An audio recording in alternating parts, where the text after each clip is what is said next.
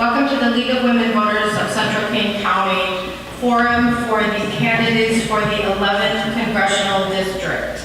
My name is Patty Lackman and I will be the moderator for tonight's event. It should be noted that the League also invited the candidates from the 14th Congressional District. Candidate Hultgren indicated his inability to attend the event, and so candidate Underwood is not able to participate because of Federal Election Commission rules, which prohibit empty chair debates. It is my understanding that candidate Underwood will be present at the conclusion of the forum, and if that is the case, she will be afforded the opportunity to make a 3-minute statement and be present at the meet and greet immediately following the event. I'd like to thank Aurora University for making tonight's event possible. A little bit about the League. The League of Women Voters is a nonpartisan political organization that encourages informed and active participation for citizens in government. We never endorse a candidate. The League of Women Voters sponsors events such as this so that voters are educated and informed on where the candidates stand on issues that are important to them as voters. This is done in an open, unbiased setting.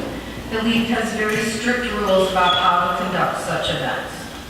Each candidate here tonight has signed the League's formal participation agreement, which states that they will not use any audio, video, or transcripts of the forum from any source in campaign advertisements or materials for other partisan political purposes. The candidates will have 2 minutes to make an opening statement, and we will then go to the question response section of the forum. Questions will come from the audience, you the audience. Only written questions will be used. The questions will be screened for clarity, appropriateness, and to avoid duplication by reviewers from the League. If you question reviewers, could raise your hand down here in front. I will read the questions that are submitted via the question reviewers to the candidates. Each of the candidates will get 1 minute to respond to each of the questions unless additional time is deemed necessary to respond to a particular question. Marianne Nas, Marianne, wave your hand, is our timekeeper, and she will give a 30-second notice, raise your 30-second, Marianne, to the candidate, and then a stop sign to let the candidate know that it's time to complete their sentence. There are members of the League in the audience who will distribute cards and pens and pick up the written questions for submission to the question reviewers. If you could raise your hands, it's here, so we know that you're here. Those are the question ladies that will be handing out the cards and the pens. You need to know that not all questions will be asked, and some of them will sound something like the question that you asked because 3 or 4 other people had a similar question. Know that we're doing our best to try and get as many questions asked and answered as possible. The candidates will have 2 minutes to make closing statements. I would like to ask you to please turn off your cell phones and any other noisy device that you might have. And we will proceed on, and we will start with Ms. Candidate Stella for his opening statement. Thank you. Hello, my name is Nick Stella. I am not a politician. I'm a doctor. I'm running for Congress in the 11th District. Why am I running? Because it's about time. It's about time that the citizens of the 11th District have a congressman who knows the district, a congressman who cares for the people of the district, and a congressman who is in the district on a daily basis. It's about time that the people of the 11th District have a congressman who knows the meaning of the word representative, who knows that the duty of a congressman is to work tirelessly for the people who voted him into office, and who truly represents all of the citizens of the district, including all of the Republicans, all of the Democrats, all of the independents, and all of those who don't care to decide which they would like to be classified as. It's about time the people of the 11th District have a congressman who will endlessly work on their behalf to bring industry back to our district, to bring investment into the district in order to expand our infrastructure, and to leverage the attributes of our district to bring new jobs into the district in the research and development and the electronics field. The people of the 11th District deserve all of this and more. They deserve to have true representation in our nation's capital by a congressman who is an advocate for the district. They deserve to have a congressman who puts the interests of the district before his own personal interests and the interests of his party. They deserve to have a congressman who isn't going to Washington to make a fortune for himself, but rather to serve those who elected him. I will be that congressman for you. If given the privilege of representing you in the House of Representatives, I will work relentlessly to the benefit of the district, and most importantly, I will work for you. Thank you. Candidate Foster, please. Thank you. Well, I'm Congressman Bill Foster, and it's my honor to represent the 11th District of Illinois in the Congress of the United States. As the only PhD scientist in the U.S. Congress and a businessman, I bring a unique perspective to Washington. As a scientist, I worked for 23 years at Fermi National Accelerator Laboratory, performing experiments and solving some of the toughest challenges in science, and leading the teams that helped build the giant particle accelerators at Fermi Lab. As a businessman, I started a company in our basement with my brother when I was 19, and that company now manufactures over half of the theater lighting equipment in the United States, provides more than 1,000 good high-tech manufacturing jobs with good pay and good benefits, and we've kept all those jobs in the Midwest. As a member of Congress, I first entered office at the depths of the financial collapse and was one of the original authors of the Dodd-Frank legislation that has prevented another crisis. We've made a lot of progress since then, but too many families and businesses are still struggling to get by. One of my top priorities in Congress has been to expand the economic recovery to all Americans. We also need to do more to make health care affordable and accessible. Since Congress passed the Affordable Care Act, millions of Americans now have access to health insurance. Insurance companies can no longer deny coverage for pre-existing conditions, and children can stay on their parents' plan until they turn 26. But Congress can do more to make it stronger so that premiums do not skyrocket and prescription drugs are affordable for everyone who needs them. The most important job that I have is listening to you. Over the last 2 years, I've hosted many town halls, held meetings with constituents, and attended events throughout the district so I can hear from you directly. I've heard your concerns about the Trump administration's harmful immigration policies and attempts to take health care away from millions of Americans. So I'm asking for your vote to send me back to Washington so that we can have a country and a society that works for everyone. Thank you, and I look forward to moving. Thank you. And now we'll start with the questions. We'll start with Mr. Foster, and we're going to kind of do a flip-flop. So each of you gets an opportunity. Yeah, we don't flip-flop. Okay, wrong term. You get this one first, Mr. Foster. What is the plan to make up lost revenue from the recent tax cuts so that vital programs will not sustain massive cuts? That might take a little longer than a minute. Yeah, well, look at this. I believe that the recent Republican tax plan was a historic mistake. It's sort of elementary macroeconomics that the government should run a deficit to rescue the economy when the economy is in crisis, and that you should pay back the debt that's accumulated there when the economy recovers. You know, the economy is not perfect by any means at this point, but it has substantially recovered. We are in a position to ask those who are well-to-do in our country to pay their share. There was an announcement earlier this summer, I think during the North Korea fiasco, so that maybe people didn't pay attention to it. But there's a number called Household Wealth Network. It's the wealth of families in America. It exceeded $100 trillion earlier this summer. That's up by about $45 trillion from where it was in the Great Recession. So that the difficulty, of course, is that $45 trillion of new wealth landed almost entirely in the pockets of the very wealthy in our country, in the top few percent. And so I do not think that would have been a mistake if, for example, one of those $45 trillion would have been dedicated to helping students that are suffering with $1 trillion of student debt, helping them pay off those debts. And there are other very valuable uses for that $45 trillion in new wealth. Thank you. Mr. Stella. Well, I think that first of all, we need to look at the wonderful things that have come from our recent tax bill that was passed. The congressman feels it is a mistake, but I would disagree with him. Look what's happened to our economy since the tax cuts went into place. We were told by the previous administration that we need to get used to a growth of 2% in our gross domestic product. That was the new norm. That's what we were going to be looking forward to in the future. I think last quarter we were at 4.2% growth of our GDP.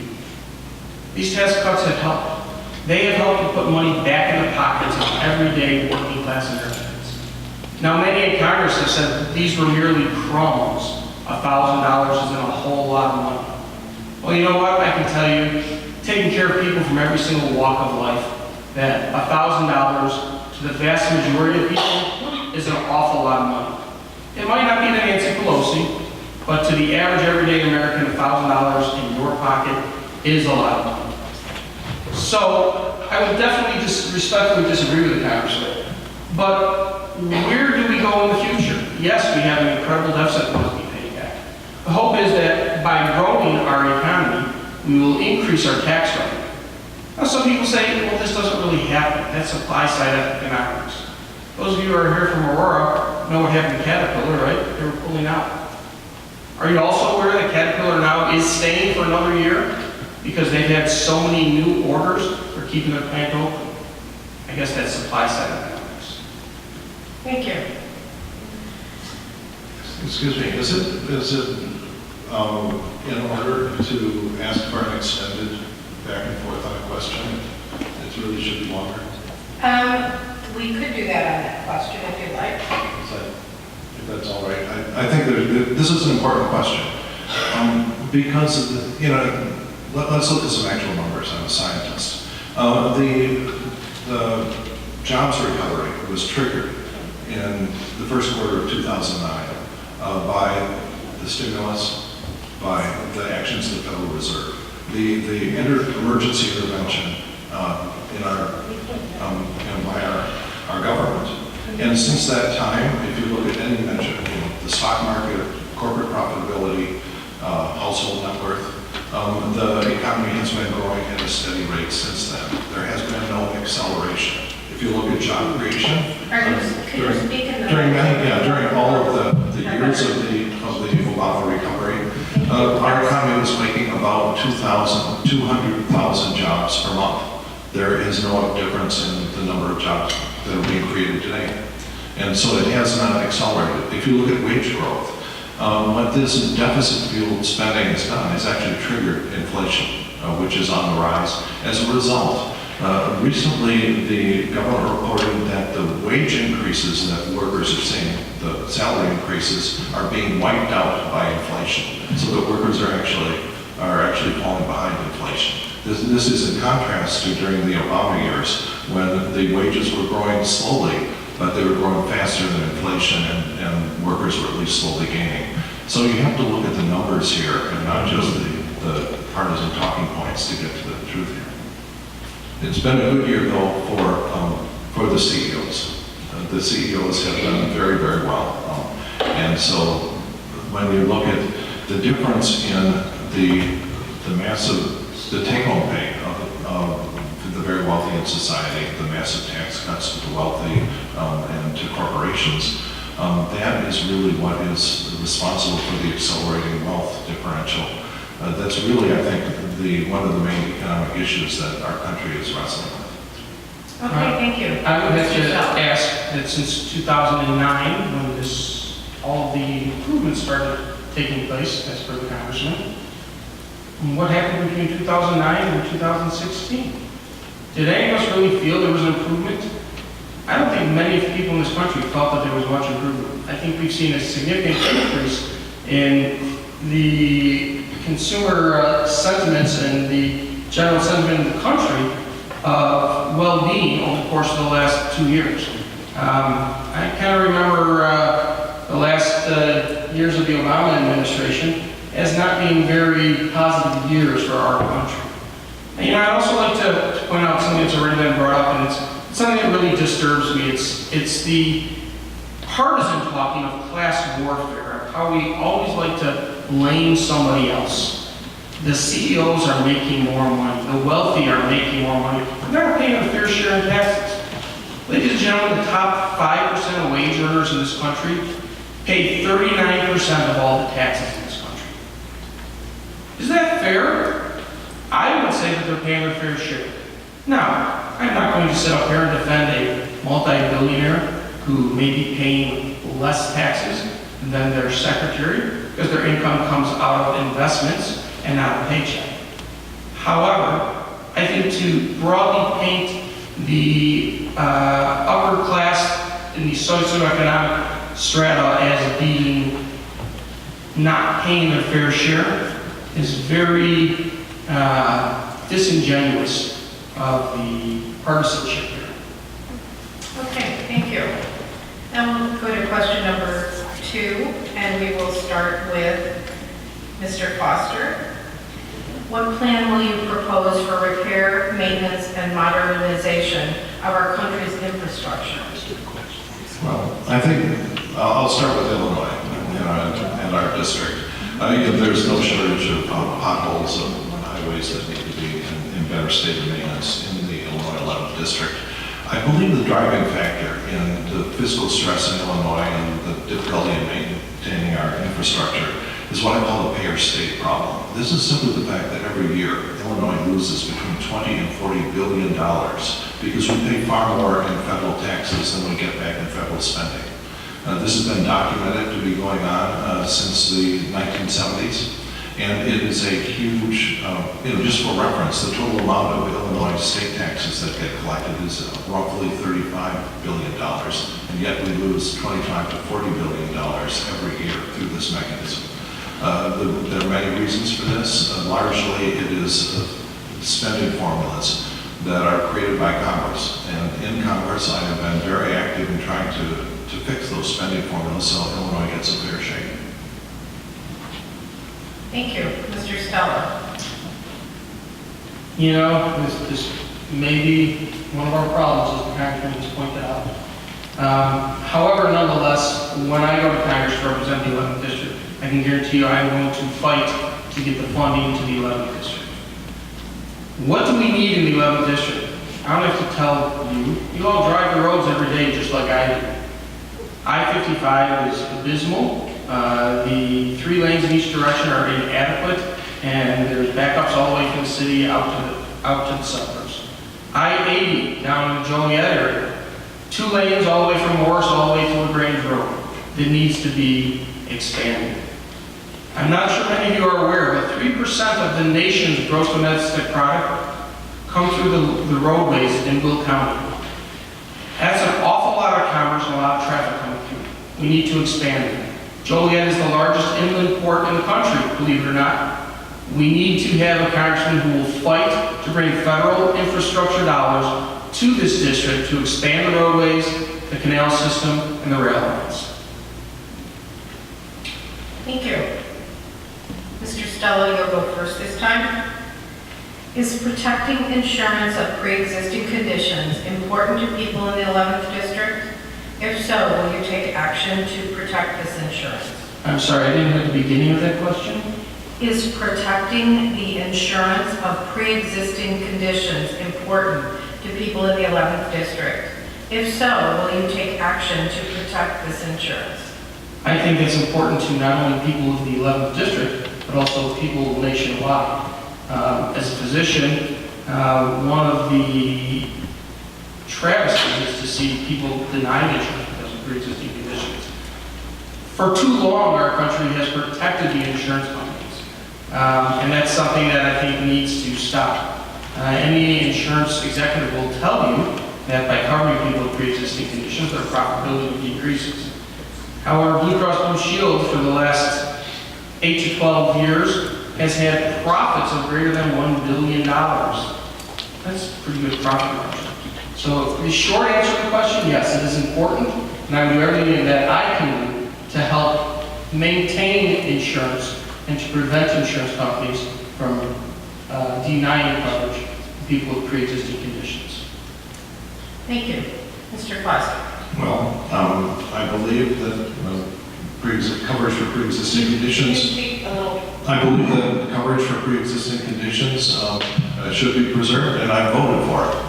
One of my proudest votes in the U.S. Congress is for the first time to bring coverage for pre-existing conditions by voting for the Affordable Care Act. It is not perfect. It does not provide the coverage I would like to see to all Americans, but it was a huge step forward. I've also watched my Republican colleagues vote more than 60 times to weaken or repeal the Affordable Care Act. They've also promised, I think you all remember President Trump's promise that everyone would have health insurance. It would be so good and so cheap, okay? Now, then when the Republicans finally came up with a plan, Trump Care, it passed the U.S. House with the votes of all of the Republican members who represent Kane County, and I think everyone in Kane County should pay attention to that vote, because their replacement did not preserve coverage for pre-existing conditions. Thank you. I'll start with you, Mr. Foster. Do you support abolishing the electoral college system and replacing it with a one-person, one-vote system? Yes. Care to elaborate? The electoral college system was created for a situation where the fastest way you could communicate among the original colonies was to send someone on horseback. We can communicate faster these days. There is no reason why you can't do a real-time tally of our voting and verify it. I think that it's fundamentally undemocratic that you have different weights of different voters for the presidency, depending on whether they live in a low population state or a high population state. Thank you. Mr. Stella. I think we found maybe some common ground between the Congressman and myself.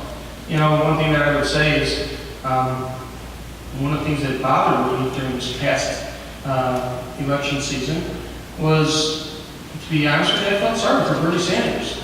This is a gentleman who had the election stolen from him because of the system, the primary system that was set up, where it wasn't a one-person, one-vote system. The superdelegates basically stole the election from Senator Sanders. So I think we found some common ground where we can agree upon things. The answer was, the question was about the electoral college. Yes. Yeah. Just to be clear. One person, one vote, I would agree with that, Congressman. Okay.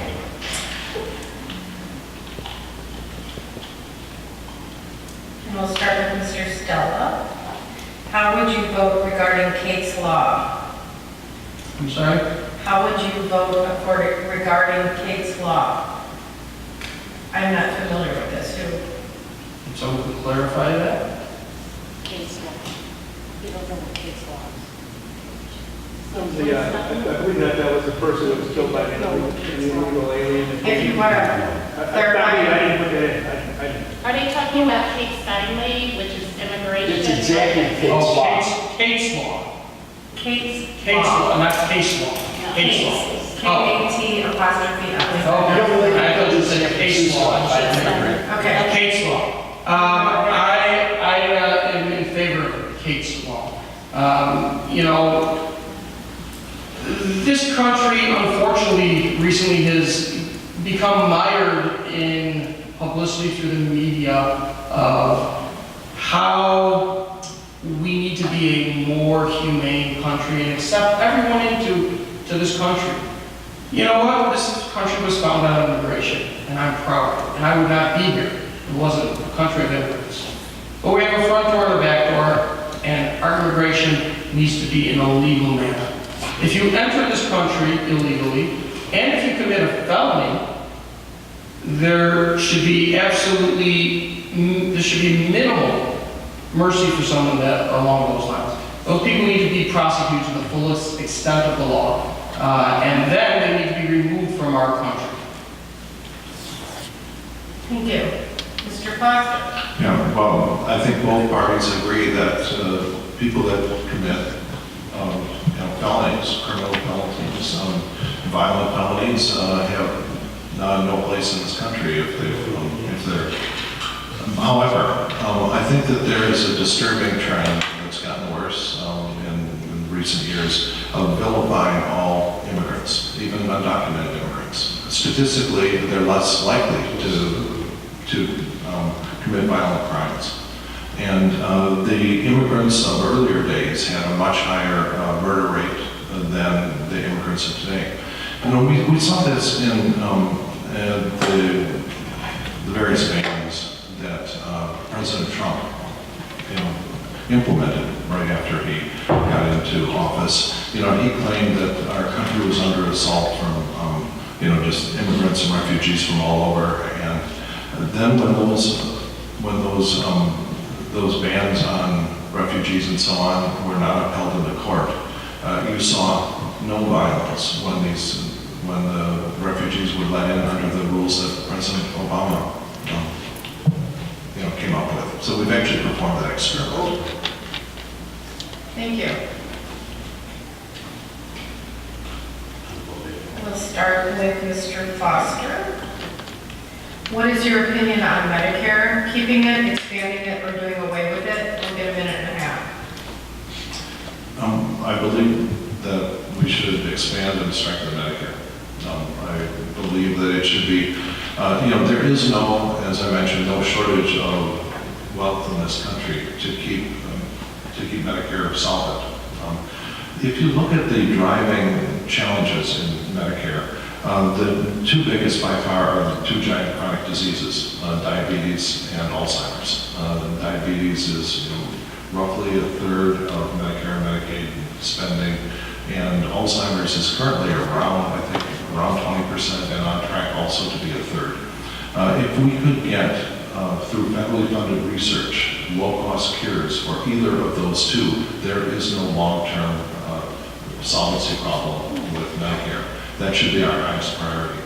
And in the case of diabetes, there are drugs that have been recently developed and deployed and tested that really go a long way toward solving that problem, but they're right now too expensive. And that's why the affordability of prescription drugs is at the very top of my list of Congress. Okay, you need to speak into the microphone. I need to speak, okay, all right. Okay. Mr. Stella. Well, again, I found a few things that the Congressman and I can agree upon. I'm all for research. I'm all for finding cures for diseases. I see the ravages of diabetes on a daily basis, and if we can cure that disease, it would be an absolutely wonderful thing for this country and for the world. I might just go a little bit on the statistics of a third of Medicare dollars going towards each one of those diseases. But nonetheless, with regard to Medicare, first of all, I think that Medicare has been a promise that we've made to our senior citizens for an awfully long time now. And unfortunately, the likelihood that we can keep that promise decreases with each and every day. And that's simply because our Congress has been afraid to make the important decisions. If we look at the rate of increase in spending on Medicare and some of the other entitlement programs, the government, by I believe it's 2050, they will eat up the entire national budget. That's not to say I'm looking at getting rid of Medicare by any means. I think we need to look at other ways to help our seniors. We need to expand coverage. We need to allow our seniors to have the opportunity to fully choose specialists who are going to participate in Medicare. At this point in time, many physicians are opting out of Medicare simply because they are losing money by taking care of Medicare patients. We need to cover prescription drugs. We also need to expand the services that are available to our seniors with Medicare. But we have to do it in a fiscally prudent manner. Thank you. Mr. Stowe, what is your position regarding the current Supreme Court nominee and given the standing accusations against him and his well-known positions such as Roe versus Wade? 2 minutes. 2 minutes. Well, there's a lot to talk about on this topic. First of all, the Senate has concluded their hearings. But wait, they haven't. Now we have a new accusation. I'm a little bit troubled by that. First of all, let me say that I think if there is an inherent character defect in this gentleman that should preclude him from being on the Supreme Court, and that should be investigated. However, I question, how far back are we willing to go? We're in high school now. What's next? Are we going to look at the junior high records of our next Supreme Court nominee? Does anyone in this room have anything that they did in high school that they regret doing or a decision that they regret? I bet you most of us sitting here. I'm not necessarily stating that this gentleman did what he's accused of doing, but there has to be at some point in time a period where we say enough is enough. Throughout this gentleman's adult life, he has led an upright and honorable life. He has not had anything that has been discovered through the judiciary hearings. It would be a red flag. Now, the other problem I have with this is the political theatrics, the partisan theatrics going on. Senator Feinstein knew about this allegation in July, and yet she waited till the hearings were over and closed to produce this letter. Some would argue, well, this woman wanted anonymity. You know what? I'm sorry, ladies and gentlemen. This is a gentleman who is up for a position on the Supreme Court, the highest court in the land. It's a lifetime position.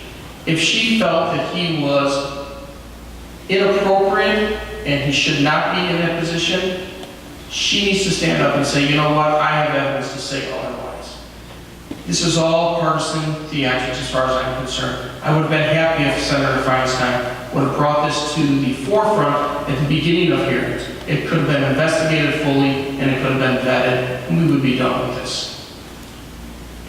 Thank you. Mr. Foster. Wow. Standing up against someone who's assaulted you is one of the toughest and most courageous things that any person can do. You know what this woman chose to do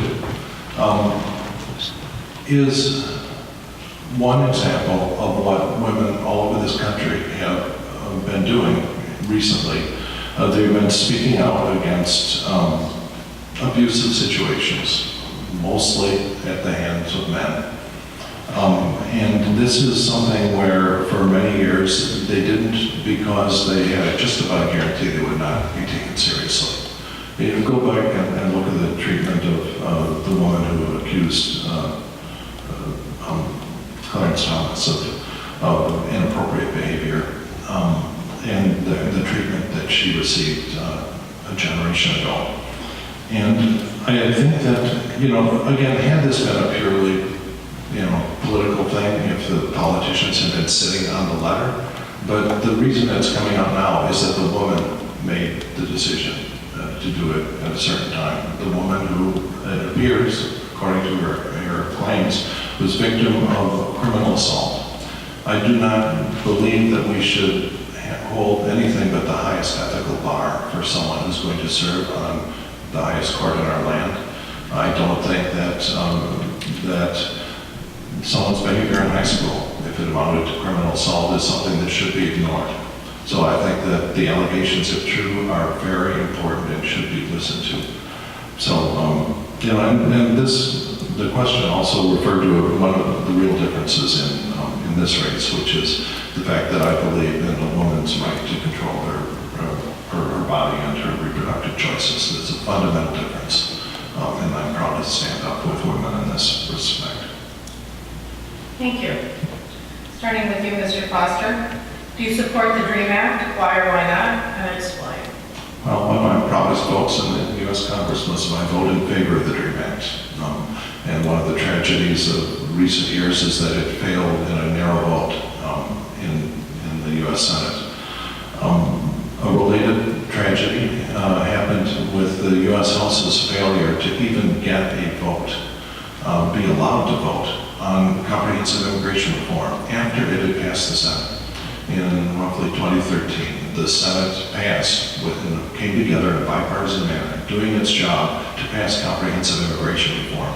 And I was among those Democrats who went and lined up a number of Republicans who would not support it publicly, but did pledge to vote if it was brought up for a vote.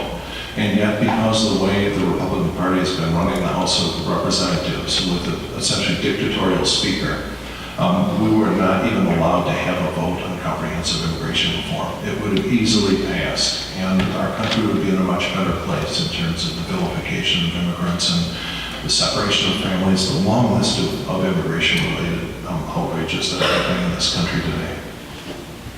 Thank you. Mr. Stella. You know, first of all, with regard to the DREAM Act, I think we need to cut through some of the falsehoods the media has spread. I think most of us, when we listen to the media, they talk about the dreamers. We envision these 2- and 3-year-old children who are brought across the border without any input of their own, of course, by their parents, and now they're in the United States. It's the only country they've known that they don't speak their native language. The truth of the matter is, ladies and gentlemen, that the vast majority, actually the average age of dreamers when brought to this country is 15 years of age. Now, having said that, if someone has been brought to this country and did not have their say in the matter, they were brought by their parents, even at 15 years of age, if your parents tell you you're coming, you're going, I understand that. So if someone was brought to this country through no fault of their own, they did not break the laws, their parents did. If they've been in this country and led a good life, if they have not broken laws, if they have not committed felonies, I think that we can think about a pathway towards citizenship. However, those people cannot be put above those who are immigrating to this country legally. Thank you. So we'll go with you, Mr. Stella. What are your thoughts about adding a citizenship question to the 2020 census? And how do you think it will impact the census? I don't have strong feelings either way. I think it would be an interesting set of data to determine what percentage of the population is here illegally. However, I don't feel strongly either way on that question. I know that some people will say, well, that's just going to lead people to not fill out the census. They're going to be concerned that immigration is going to come for them and take them away. We're not going to get a true accounting of how many people are in this country and where they live. I don't know that I agree with those statements. However, I don't have a strong feeling one way or another. Mr. Foster. Well, this has been statistically studied. This question has come and gone, in the historic past. It's sometimes been there, sometimes not. It results in a reduction of the number of people. As Israel, the Constitution says you should count people, not count citizens. But because of, especially under the Trump administration, where you have families living in fear of one or more of their members being deported, there's a real fear that any contact with the government puts their family member in danger of being removed from this country, and so that it will be underreported. And now talk to the mayors of Aurora, the mayors of Bolingbrook, the mayors of Joliet about what they think, what they will feel about the federal funds that will be removed from those cities, the matching funds that are based on population, if those people are undercounted. You're talking about millions of dollars being removed from the Illinois 11th District. So from that single reason, I oppose this. Thank you. On that same line, Mr. Foster, family reunification has long been a cornerstone of U.S. immigration policies. What are your views on family reunification? Well, I think that it's very difficult to get highly talented people to come to this country if they're told that they can never bring their family members. If you look at, it's a good example, Sergey Brin, and the guy who founded Google, he came into this country on a family visa basis. His parents came in because of religious oppression in the Soviet Union. He came in as a family member, and I think he's done okay for the U.S. economy. And so you have to, there have to be limits. I think the way that it has historically been handled, which is that nearest family members, the immediate family members, are over time allowed to be reunified, is a reasonable place to draw the line, and I think we should continue drawing at that point. Thank you. Mr. Stella. I think this question gets to one of the basics of the American dogma, which is family. One of the most important unit that we have in this country is the family unit. And I feel that it is essential to maintain a family unit in all aspects. Now, with regard to immigration, I think what we're getting towards here is chain migration, where if you immigrate, you bring your family. And to a certain extent, I'm fine with that. We need to look at to what extent we're talking about. An immediate family, brothers, sisters, mother, father, of course, I don't have much of a problem with that. When we start extending that out to aunts, uncles, cousins, that can become somewhat problematic. Thank you. Mr. Stella, no effort has been made yet in Congress to hold the previous administration accountable for spying on an opposition candidate. Which candidate here will do so? Well, first and foremost, I don't think anyone in this country is above the law, regardless of your position in this country, regardless of if you're an elected official or not. Laws should apply equally to everybody in this country, from the highest elected official to the lowest public servant to the average person on the street. So I am in favor of pursuing any individual who has broken the law. And if that goes to the highest levels of our previous administration, then I feel that that investigation should proceed to where they proceed. Nobody in this country is above the law, and that's one of the basic tenets of the United States. And we should never forget that. Thank you. Mr. Foster. Yeah, could you reread the question? I think I have problems with its premise. No effort has been made yet in Congress to hold the previous administration accountable for spying on the opposition candidate. Which candidate here will do so? Meaning, Yeah, but as I say, the problem was with the premise of this. You know, the FBI has a very serious duty to follow up, for example, Russians who are attempting to do illegal actions in this country. They routinely do. And they also have a duty to follow those investigations wherever they lead. If it turns out that one of the candidates has a campaign that's full of criminals, could happen someday, that the FBI has a duty to follow those investigations. This has nothing to do with the administration's decisions, with any information that's been released. So, as I say, I don't accept the premise of the question, and I think the FBI is doing its appropriate job. thank you.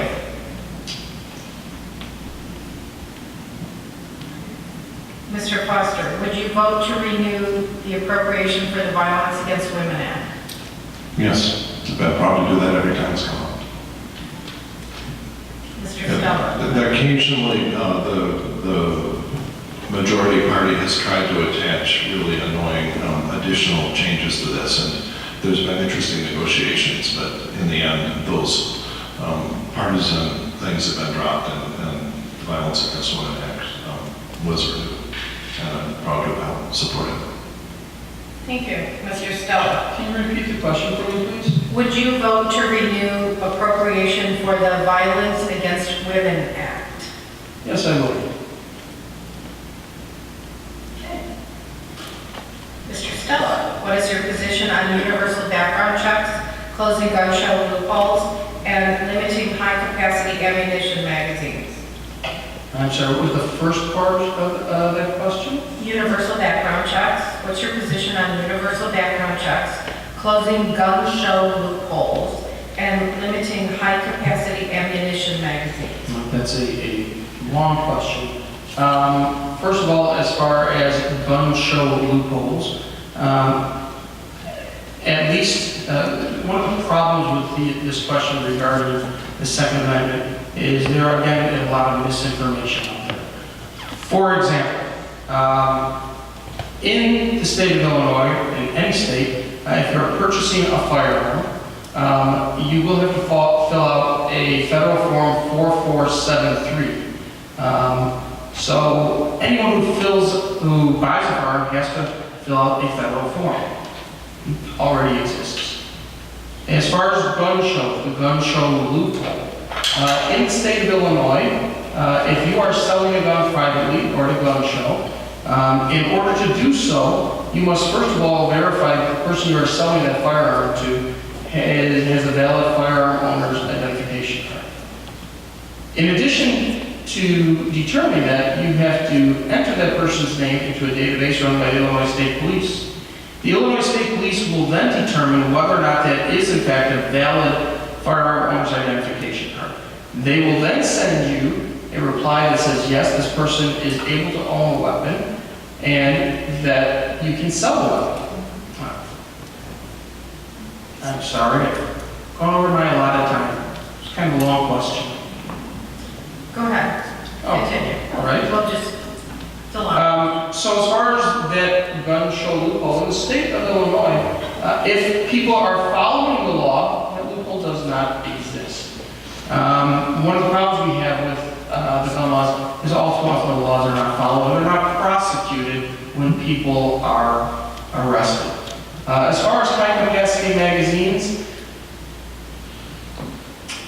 I'm not a gun owner. I don't have a firearm owner's identification card, but I have many acquaintances who are. And I've been told you can take a regular magazine and you can change that out in under 2 seconds. So if we say, okay, we're going to ban magazines that are over 15 rounds, okay, so what's to prevent someone of having 4 magazines of 15 rounds and changing them out? It's going to be a total of 8 seconds to go through all 60 rounds to change that out. I don't know that banning high-capacity magazines is solving our problem. I think our problem is much deeper than that.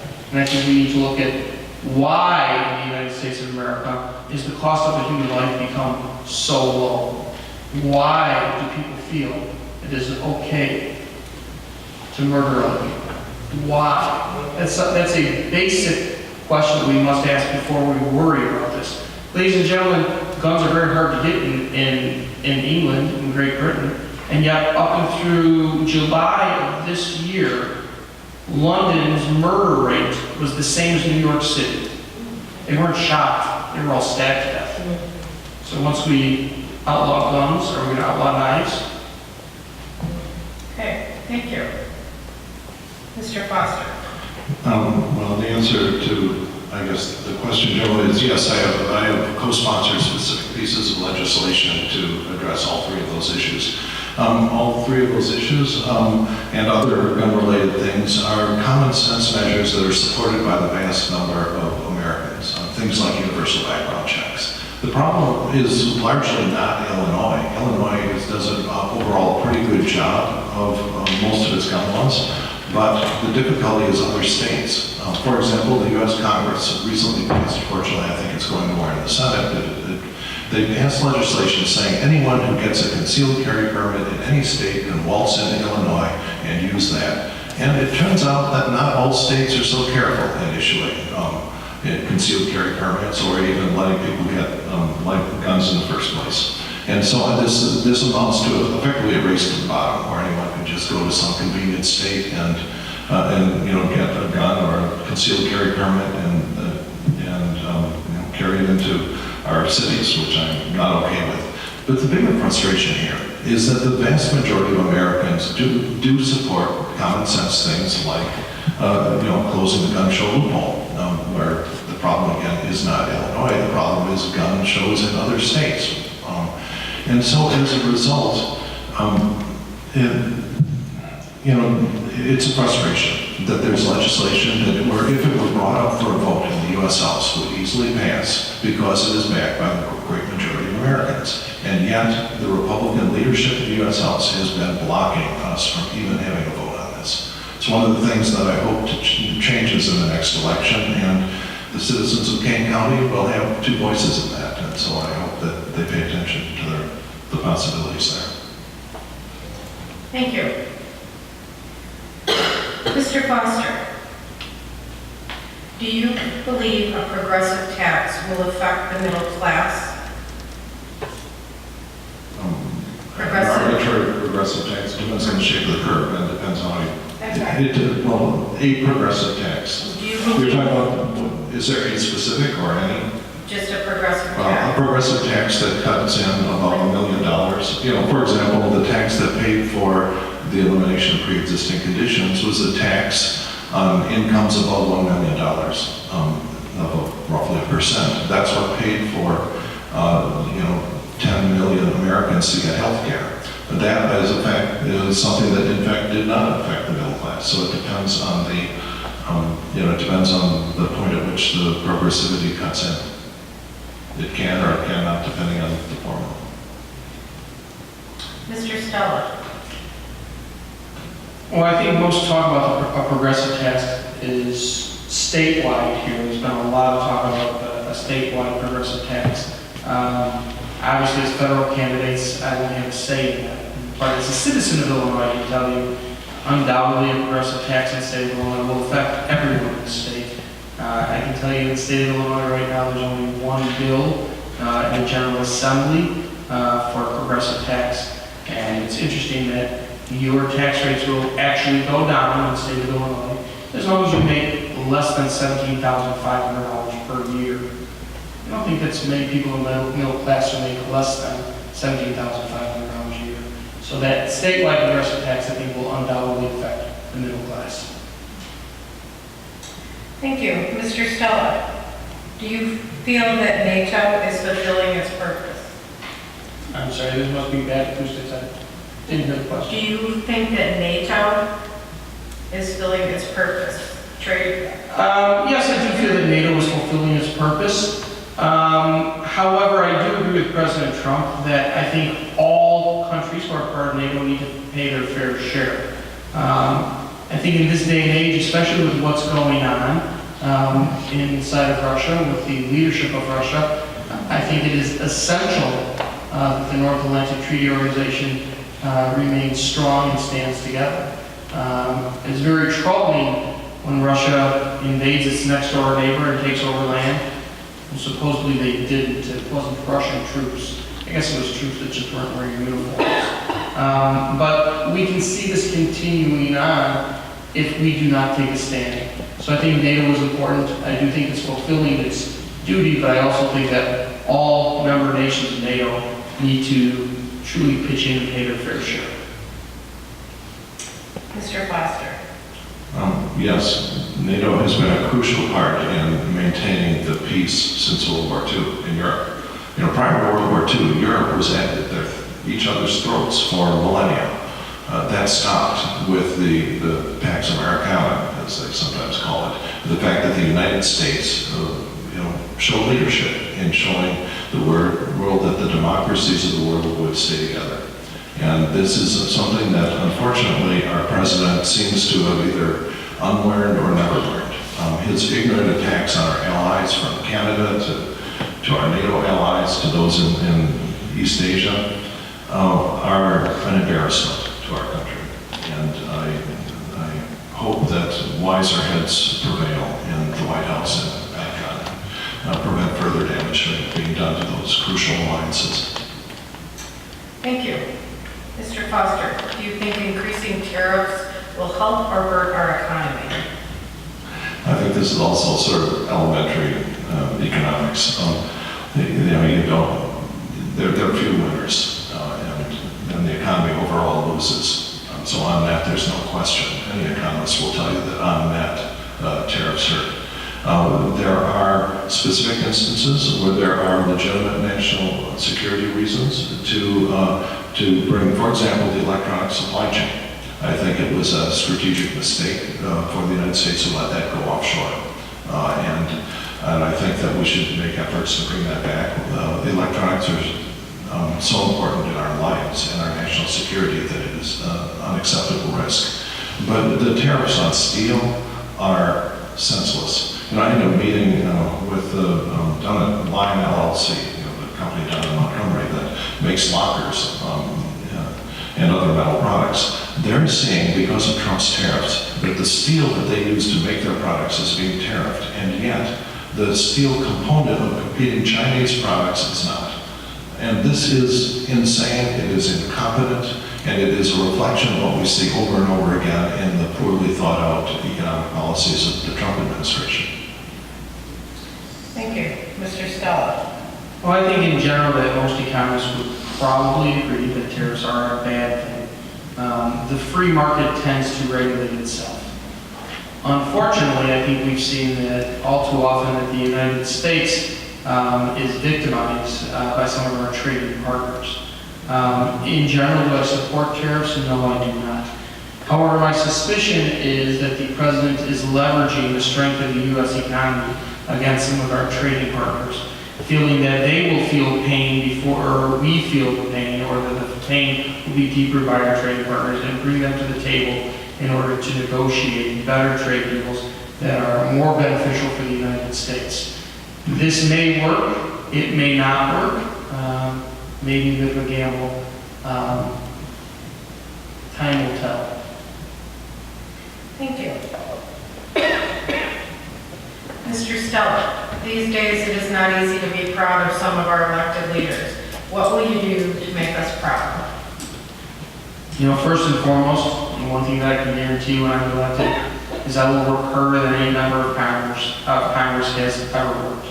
And what I do for a living, a 60 to an 80-hour work week is average for me. So ladies and gentlemen, if you think your congressmen aren't working hard enough for you, vote for me.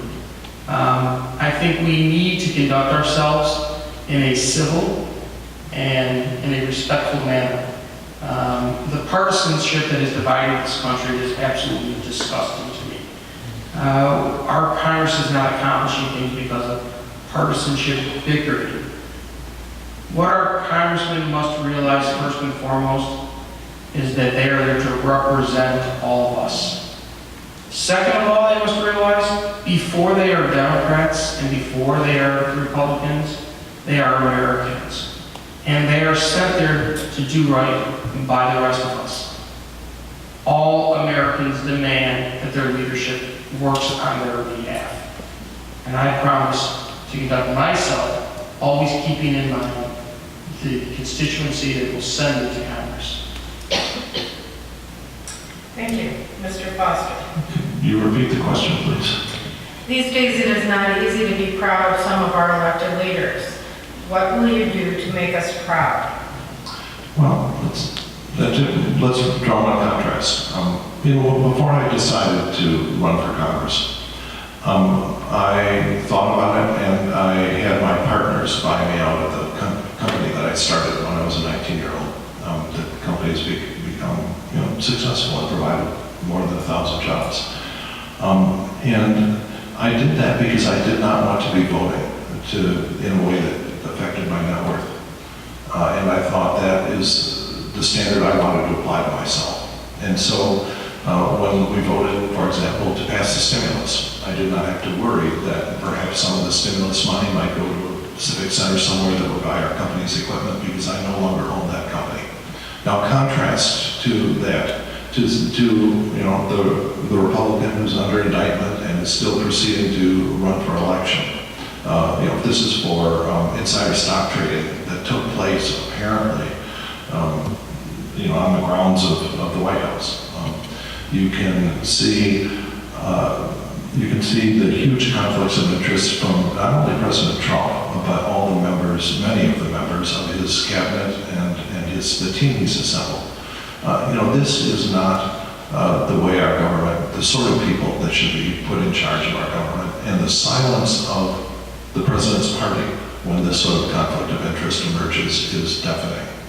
So I will lead by example, in personal ethics, and I will not be afraid to speak out when I see those proper ethical standards being violated. One of my proudest votes in Congress was one of the first I ever took in favor of establishing, I cast a deciding vote in favor of establishing the House Ethics Committee, the Independent House Thank you. Ethics Committee.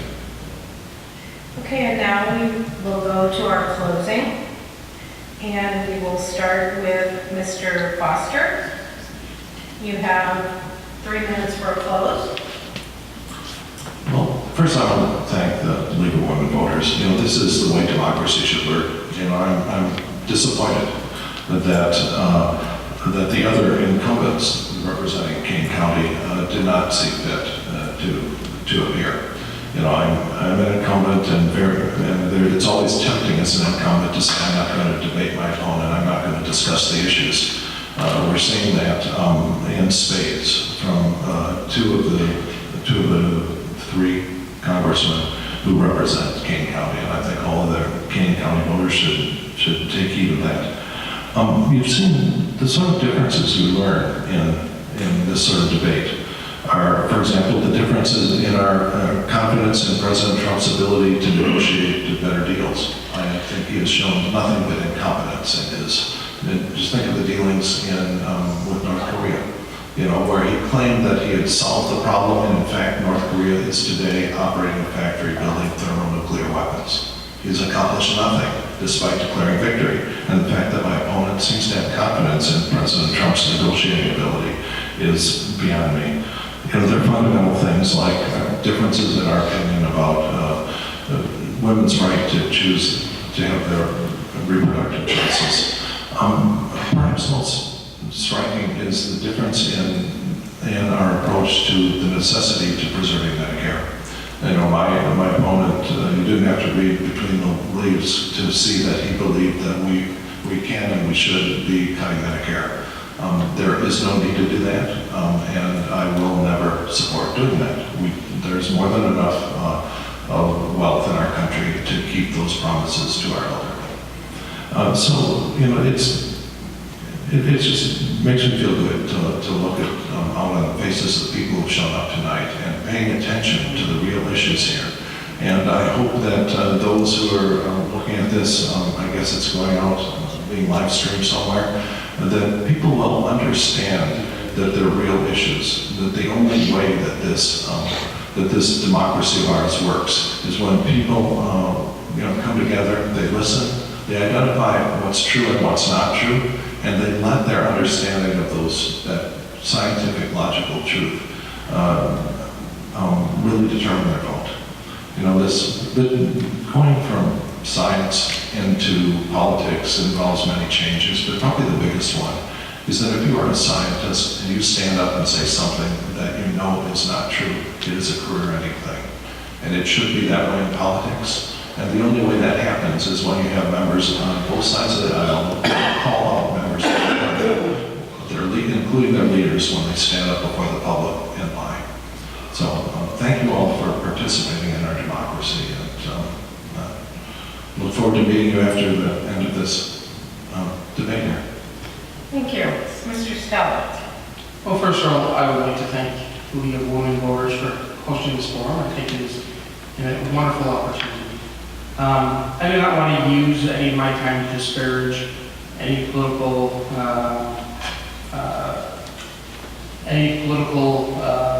opponents of mine, any members of the opposition party or the president, because that's irrelevant. What's important, ladies and gentlemen, is here. All politics is local. We've all heard of it, right? The problem is that some of our politicians have forgotten that. And it's all about what's right here. What's right in this district. What's in Will County, what's in Kane County, what's in Kendall County, what's in DuPage County, and what's in part of Cook County. And that's what's important. I too, although you may not know this, have a background in science. I worked for 8 years at Oregon National Laboratory doing basic science research. And as a physician, we are constantly having to evaluate scientific literature. I agree that the truth, search for truth is paramount to science. What we need to do is we need to search out the truth in our district. We need to search out what the needs are in our district. We need to search out what our neighbors and what our friends and what our families want from their representatives in our district. And that is why you elect a congressman. I understand that we have to make decisions in Congress that affect the entire nation as a whole. And those decisions, I will always pursue all of the data that's available. And I'll make decisions based upon my formulation of the data as I have throughout my professional career. However, first and foremost, we must keep in mind the people who send us to Washington. The people of this district who are counting on us to represent them at the big table, to represent them at our nation's capital, to speak for them, because that's what we are once we are elected to Congress. We are representatives, and that is something that I will never forget. That is something that I will hold very dear to my heart. And if at any point in time I'm elected and the constituents feel that I have forgotten what that is, please vote me out of office. Or better yet, just let me know and I won't run for re-election. Because all of politics is local, ladies and gentlemen. And what's important is that we take care of the people who send us to represent them. Thank you very much. Thank you. And we're trying to find out if Ms. Underwood is close. But in the meantime, pardon? 2 minutes, okay. Well, I don't have 2 minutes worth of things to say to you, but I would like to... And my singing voice isn't very good. Pardon? My singing voice isn't very good. Yeah. Thanks. I'd like to thank Dr. Sherrick, President of Aurora University, Sarah Roos, for Vice President for Community Relations, and especially Lisa Waters, who worked very closely with me to make sure that this got off the ground. I'm really saddened and disappointed that we have this lovely auditorium that seats 320 people, and we actually have 20 people here. That's 20 minus all of the League of Women Voters people who are here helping. It's kind of a sad state of affairs because I think that this is a really important time to vote. The League of Women Voters is registering voters all over southern and central King County.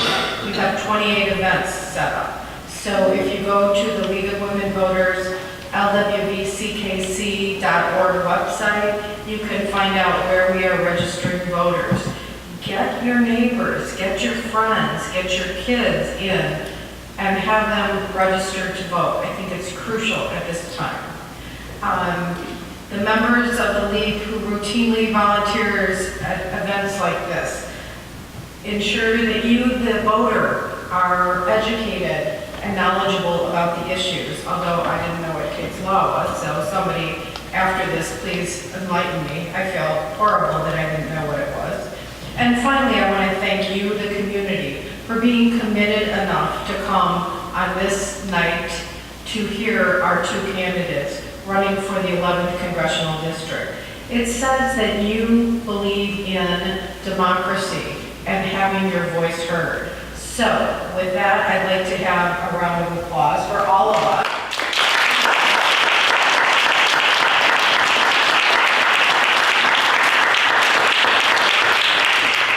And I think that we'll probably have to hear from Ms. Underwood out in the lobby. So, thank you very much. We're going to adjourn to the meet and greet. Thank you. Did promise Lauren that she could have 3 minutes to address the crowd. So can you run it out into the lab? So am I talking to the camera? Yeah. So, yeah, and talk to the crowd or the camera, whatever you prefer. Okay, then can you move? Okay, thank you. Hi, everybody. Thank you so much for the opportunity. Thank you to the League for extending the invitation for brief remarks despite Mr. Hultgren not appearing this evening. My name is Lauren Underwood. I'm a 31-year-old registered nurse from Naperville, and I'm running for Congress in Illinois' 14th Congressional District.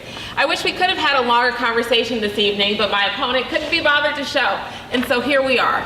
I've spent my career working to expand healthcare coverage in communities across our country. First, by working to implement the Affordable Care Act at the federal level. I worked on private insurance reform, healthcare quality in the Medicare program, and preventive services, those free screenings and vaccines and contraceptive coverage.